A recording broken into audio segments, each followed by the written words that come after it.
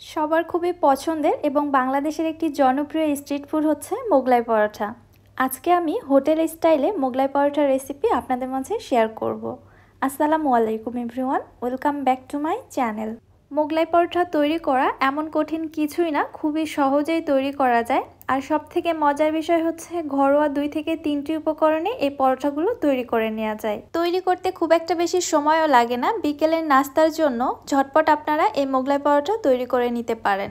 তৈরি করাটা যেমন সহজ, উপকরণও লাগে খুবই সামান্য, আর খেতে তো জাস্ট অসাধারণ।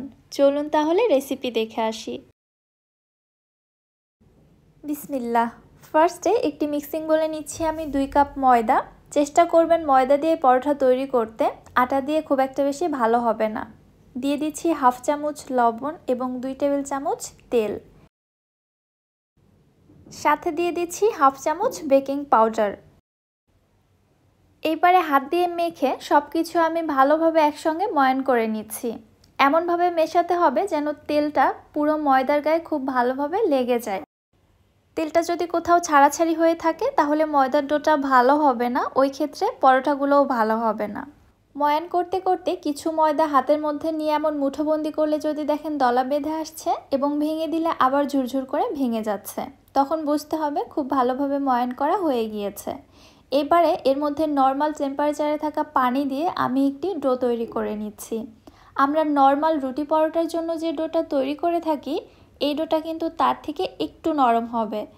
আর আমি এখানে পানিটা একবার অ্যাড করে দিচ্ছি না, প্রায় কয়েক ধাপে অল্প অল্প করে পানি অ্যাড করে ডোয়ের পজিশনটা বুঝে নিচ্ছি, দেন আরও কিছুটা পানি অ্যাড করে দিচ্ছি। ঠিক এইভাবে ডোটা মেখে নিতে হবে।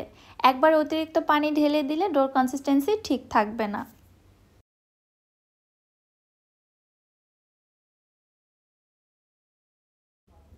ডোটি এখানে মাখানো হয়ে গিয়েছে, দেখুন ডোটি একটু নরম টাইপের হবে, ঠিক এরকম। নর্মাল রুটি পরোটার থেকে কিন্তু বেশ খানিকটা নরম, সেটা আশা করছি বুঝতে পারছেন। এবারে ডোটিকে আমি রেস্টে রেখে দিব প্রায় 10 মিনিটের জন্য। আপনাদের হাতে সময় থাকলে এই ডোটিকে যত বেশি রেস্টে রেখে দিতে পারবেন আপনাদের মোগলাই পরোটাগুলো তত ভালো হবে। আমি ইনস্ট্যান্ট আপনাদের তৈরি করে দেখাচ্ছি। ঢাকনা দিয়ে ঢেকে ডোটিকে এক সাইডে রেখে দিলাম।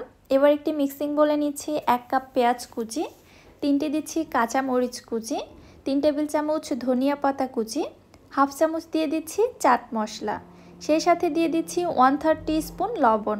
লবণটা স্বাদ বুঝে দিবেন। এবারে সব কিছু আমি হাত দিয়ে একটু ভালোভাবে চটকে নিচ্ছি, পেঁয়াজটা একটু সফট হয়ে আসা পর্যন্ত। যখন পেঁয়াজটা খুব ভালোভাবে সফট হয়ে এসেছে তখন এর মধ্যে আমি দিয়ে দিচ্ছি 2টি ডিম। ডিমের পরিমাপটা আপনারা কমিয়ে বাড়িয়ে দিতে পারেন। পরোটার মধ্যে আপনারা কেমন পুর পছন্দ করেন, কম অথবা বেশি, আপনারা আপনাদের টেস্ট অনুযায়ী দিতে পারবেন। একটি কাঁটা চামচের সাহায্যে আমি সব কিছু একসঙ্গে ভালোভাবে মিক্স করে নিলাম। এবার মিশ্রণটাকে এক সাইডে রেখে দিচ্ছি। এদিকে রেস্টে রাখা ডোটি দেখুন আগের তুলনায় বেশ কিছুটা সফট হয়ে এসেছে। আমি আবারও ডোটিকে 1 থেকে 1.5 মিনিটের মতো ভালোভাবে মথে নিচ্ছি। 1 থেকে 1.5 মিনিট ভালোভাবে মুথে নেওয়ার পরে আমি এখান থেকে একটি লেচি কেটে নিচ্ছি। খুব বেশি বড় না, আবার খুব বেশি ছোটও না। নর্মাল রুটি পরোটার জন্য আমরা যেরকম লেচি নিয়ে থাকি ঠিক ওরকম একটি লেচি নিয়েছি। এবার এই লেচিটা থেকে আমি একটি রুটি বেলে নিব। বাকি ডোটিকে এক সাইডে ঢেকে রেখে দিয়েছি। সামান্য একটু ময়দা দিয়ে রুটিটা বেলে নিচ্ছি। এখানে অতিরিক্ত ময়দা ব্যবহার করা যাবে না, যতটা সম্ভব কম ব্যবহার করতে হবে। আর আপনারা চাইলে তেল দিয়েও রুটিটা বেলে নিতে পারেন, তাহলে আরও বেশি ভালো হয়। আমি এখানে পাতলা করে বেশ বড় সাইজের একটি রুটি বেলে নিয়েছি। রুটির পুরুত্বটা আশা করছি আপনারা বুঝতে পেরেছেন। এবারে আগে থেকে তৈরি করে রাখা ডিম পেঁয়াজের মিশ্রণটাকে এখানে দিয়ে দিচ্ছি। আমি আমার পরিমাপ মতো দিচ্ছি, আপনারা কমিয়ে বাড়িয়ে দিতে পারবেন। এবারে আমি পরোটাটাকে ঠিক এইভাবে ফোল্ড করে নিচ্ছি, দেখুন এক সাইড থেকে এইভাবে টেনে টেনে ফোল্ড করে নিব এবং মাঝের অংশটা এমনভাবে সিল করে দিতে হবে যেন খুলে না আসে। একটু করে ডিমের মিশ্রণ নিয়ে এইভাবে আমি সিল করে নিচ্ছি। আপনারা এখানে সামান্য একটু করে পানি লাগিয়ে দিয়েও সিল করে নিতে পারেন, তবে ডিমের মিশ্রণটাই খুব ভালো গ্লুয়ের মতো কাজ করে। পরোটাটি খুব ভালোভাবে ফোল্ড করা হয়ে গিয়েছে। এবার আমি উঠিয়ে নিচ্ছি এবং চলে যাচ্ছি চুলাতে পরোটাটা ভেজে নেওয়ার জন্য। এদিকে চুলায় আমি বেশ খানিকটা তেল খুব ভালোভাবে গরম করে নিয়েছি।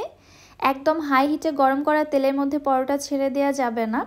মিডিয়াম টু লো হিটেই তেলটা গরম করে নিতে হবে এবং মিডিয়াম টু লো হিটেই পরোটা ভেজে নিতে হবে, তাহলে পরোটাগুলো খুব ভালো ক্রিস্পি হয়।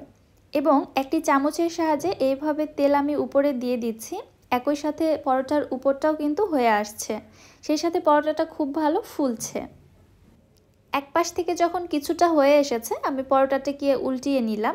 এইভাবেই উল্টে পাল্টে সুন্দর একটা কালার আসা পর্যন্ত আমি পরোটাটা ভেজে নিব।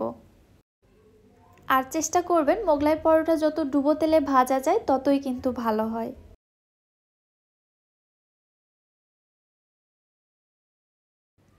আমার এখানে পরোটাটি ভেজে নেওয়া হয়ে গিয়েছে, আমি এর থেকে বেশি কালার আনবো না, আমি এ পর্যায়ে পরোটাটাকে উঠিয়ে নিচ্ছি।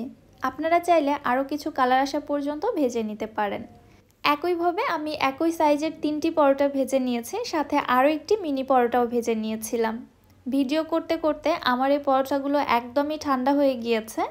ঠান্ডা হয়ে যাওয়ার পরে পরোটাগুলো একটু নরম হয়েছে, তবে টেস্ট এত ভালো ছিল আলহামদুলিল্লাহ, আপনি খেয়ে বুঝতে পারবেন না এটা আপনি হোটেল থেকে কিনে এনেছেন নাকি বাসায় তৈরি করেছেন। আমি পরোটাগুলো স্লাইস করে নিলাম, দেখুন কত বেশি লোভনীয় হয়েছে।